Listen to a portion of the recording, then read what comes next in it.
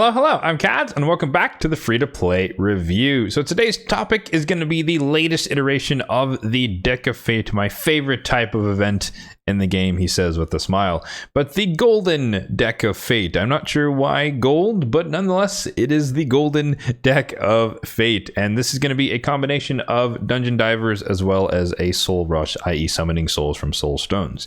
So for those who don't know, the premise of this are that there are 40 cards in the deck, specifically 17 commons, 13 rares, and 10 epic, housing all of these rewards. I think the majority of the stuff is going to be bits and pieces of the clan relic fragments, so to speak. And then one of the primary gimmicks of this is that if you get 3 of a kind in a row, then you can roll on each of these respective tables to potentially get one of these rewards. And thankfully, this is one that does feature pinning, so if you are streaking or you're getting multiple of the rares or epics in a row, you won't lose your streak as long as you pin them, and thus you can guarantee yourself to get 3 of a kind eventually, but if you flip enough of the cards, and then you can start rolling on these tables. So ideally, I guess maximum you can get 3 epics in a row 3 times if you flip the entire deck. That's just statistically speaking what's more likely to happen. It's unlikely that you're going to do like 9 cards and get 9 epics straight in a row. So that is the premise of this, and you can earn points via Dungeon Divers here, which, as I always say for these types of events, is kind of like an accessory. It's a bonus.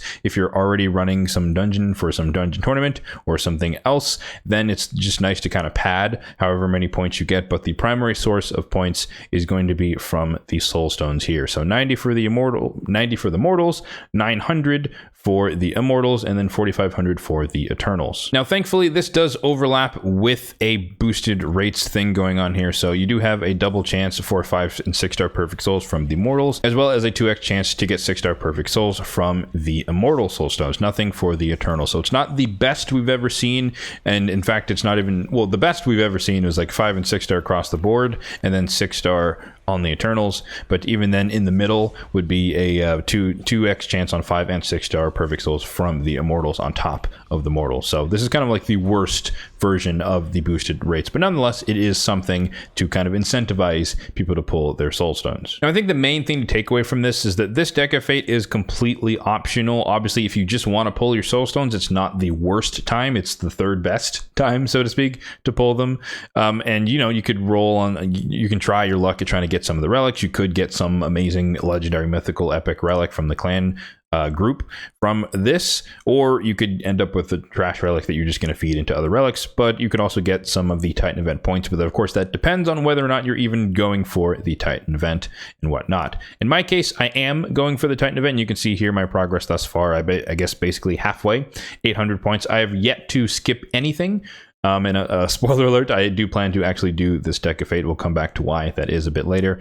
But I'm at 800 points. The grand total, or the maximum you can get, is 1750, meaning you could skip 250. But I am halfway there towards the 1500 allotted. So I still have a lot of wiggle room towards the end of the Titan event to just skip a bunch of the last few things, not really participate. But my point being, even if you were going for the full extent of the Titan event, you could still skip the entirety of the Deck of Fate because it only has 150 points, and then you still have 100 left over if you wanted to skip other events in the future. But in my case, I tend to try and skip Dungeon Divers because those are the most costly usually, and so we'll see if or probably that's what's going to happen in the next week or so as things wind down. But yeah, let's hop over to the spreadsheet, which will be linked in the description box down below if you'd like to check it out for yourself. And we do have the Dungeon Divers aspect highlighted here, but again, that's just not the primary source of points, but it is there for reference if you want to check it out. The main thing we're looking at here is Soulstone summoning. And in this case, the nerf player is only 90%. And what this value represents is the decrement from the peak values we've seen in terms of the points offered for each of the Soulstone types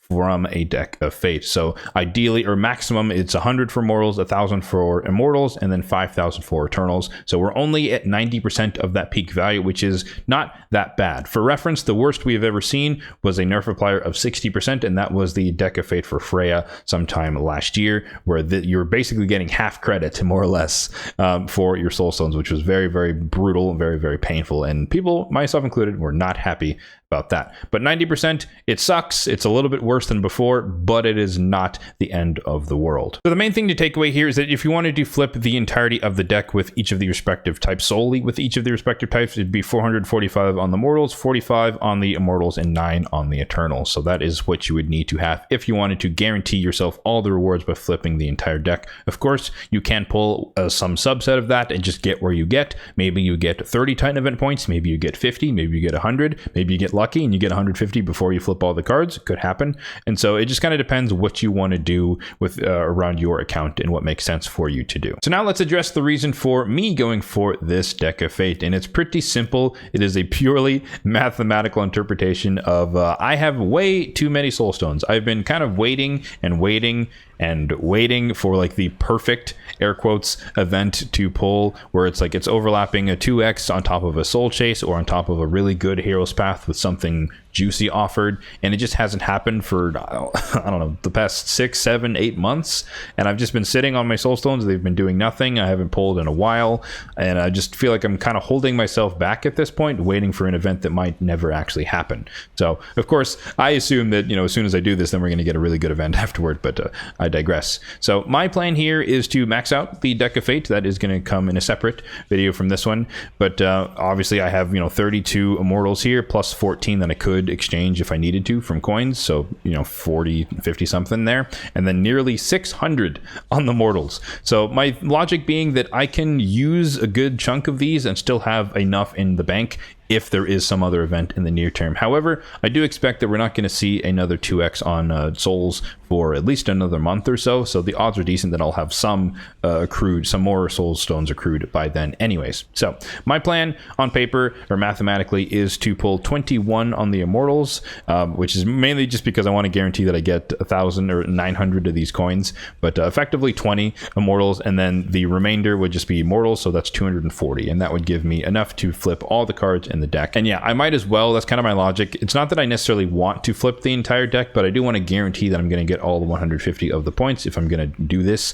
on top of trying my luck just to see if we get some cool souls along the way, getting some soul coins along the way, and just overall trying to help my account progress, just because, like I said, I haven't pulled any soul stones over the past 6 to 7 months or so, waiting for a fictitious perfect event. Now, I highly doubt that many of you are in my particular situation when it comes to the amount of soul stones that you have accrued over time. So my formal recommendation relative to the golden deck of fate is that if you're specifically not going for the Titan event at all, you don't really need to do this at all. I think you could save your soul stones for something more potentially useful in the future. I think the main appeal of this is the Titan event points and maybe the clan relic stuff, but even at best, you have one chance to roll on like a 60% chance to get an epic relic instead of a legendary one. So it's not like amazing odds, and so I don't know if it's really worth blowing up your account for a chance at a potentially good clan group relic. But then even if you were going for the Titan event, you do have 250 points of buffer, and so you could just skip the entirety of the deck of fate. In fact, that's typically what I do for Titan events. I typically earmark the deck of fate to skip, just because it's usually somewhere around 100 or 150, and it's just a lot more painful to do. Typically it's either soul stones or a bunch of shards that I don't want to invest in terms of getting bad rewards. And so you could still make your way all the way out to the 1500 maximum for the Titan event whilst skipping this 150 in this particular deck of fate. Or potentially maybe you're in the opposite situation, you do have a decent amount of soul stones, then you could go for this and you could opt to skip one of the summoning events, either the previous summon rush or what I presume to be a champion chase coming up next weekend. So you could save your shards and invest more of your soul stones towards this, or you can invest some fragment or some portion of your soul stones and, you know, walk away with some subset of the 150 and then still kind of finagle your way out to the 1500. Again, there's a lot of options. It really does depend on what you need for your account, what you're willing to spend on your account in terms of resources, not necessarily money, and just overall how you want to handle this particular deck of fate. So with that said, that is going to do it for the free-to-play review of the golden deck of fate. Let me know in the comment section down below what your plan is relative to the golden deck of fate. Are you pulling your soul stones alongside me for the first time in X amount of months, or are you skipping this one because you're not doing the Titan event and it's not of interest to you? Now, as always, if you did find this video helpful, then be sure to hit that like button down below. It really does help out the channel, and feel free to hit that subscribe button down below as well if you are enjoying the content overall on this channel for more content just like this one in the future. Thanks for watching and have a good one.